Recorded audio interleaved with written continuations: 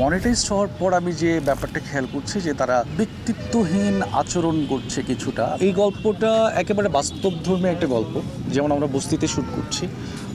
খুবই জীবন ঘনিষ্ঠ একটা গল্প বলতে পারেন, গল্প বলছি।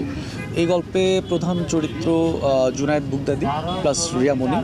এছাড়াও আরও অনেকগুলো চরিত্র আছে, যেমন আমাদের পাপি আপা আছে, নয়ন ভাই আছে, কাঞ্চন ভাই আছে, আরও বেশ কিছু চরিত্র আছে আর কি।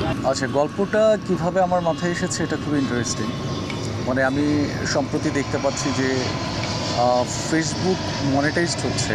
সো এটা হচ্ছে আমার অ্যাসিস্ট্যান্ট থেকে শুরু করে আমার অনেক ফ্যামিলি মেম্বারও আছে, আমার বন্ধু, আমার কলিগস, আমার ছোটো ভাই ব্রাদার, সো আমার মিডিয়ার সহকর্মীরা, অনেকেরই ফেসবুক প্রোফাইল বা পেজ মনিটাইজড হয়ে যাচ্ছে। এবং মনিটাইজড হওয়ার পর আমি যে ব্যাপারটা খেয়াল করছি যে তারা কেমন যেন মানে ব্যক্তিত্বহীন আচরণ করছে কিছুটা। আমি কাউকে কষ্ট দেওয়ার জন্য কথাটা বলছি না, আমি ব্যাপারটা আসলে স্পষ্টভাবেই খেয়াল করেছি।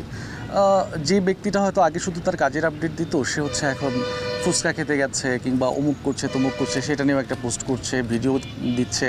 রাস্তায় হয়তো দুজন রিক্সাওয়ালার চুলাচুলি হচ্ছে বা কারোর ঝগড়াঝাটি হচ্ছে, ব্যক্তিগত কিছু হচ্ছে, সেগুলোও তারা হচ্ছে কন্টেন্ট মেক করে সেগুলো পোস্ট করার ট্রাই করছে। ভিডিওস, স্টোরিজ, স্ট্যাটাস, নানানভাবে সেগুলো দেওয়ার ট্রাই করছে। মানে আমার যেটা মনে হচ্ছে মনিটাইজেশনটা বোধহয় অনেক বেশি অ্যাভেলেবেল হয়ে গেছে।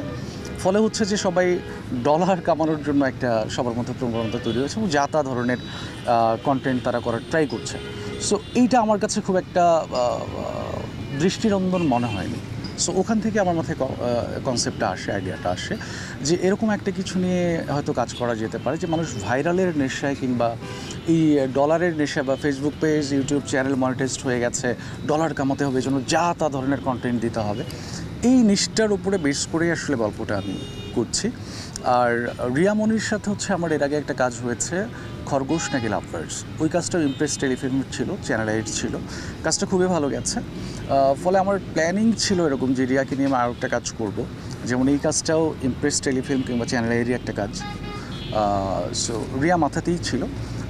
আর জুনায়েদ বুগদাদির সাথে আবার এটাই প্রথম কাজ, বাট অনেকদিন থেকে ইচ্ছে ছিল তার সাথে আমার কাজ করার। ওইভাবে হয়তো গল্প মেলাতে পারছিলাম না কিংবা চরিত্রের সাথে যাচ্ছিল না। সামহাও আমার মনে হয়েছে যে এই গল্পে আমার যে চরিত্রটা আছে সেটার সাথে জুনায়েদ বুগদাদি ঠিকঠাক যায়, যে সবাই আসলে ডলার কামাতে চায়, টাকা না কিন্তু ডলার কামাতে চায়।